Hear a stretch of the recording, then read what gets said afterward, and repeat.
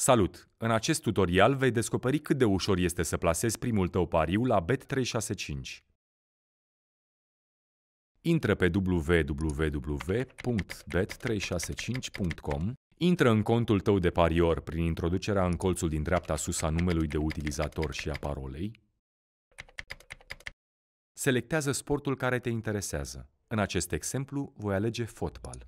Creează-ți propriul cupon, propria listă de pariuri, bifând căsuțele din dreptul competițiilor care te interesează. Selectează cotele pe care vrei să pariezi, completează suma pe care ești dispus să o pariezi pe fiecare meci.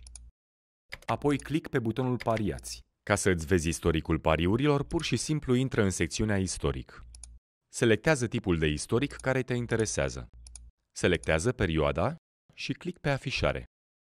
În cazul în care nu te descurci, poți lua legătura în orice moment cu serviciul relații clienți Bet365, disponibil 24 de ore pe zi, 7 zile pe săptămână.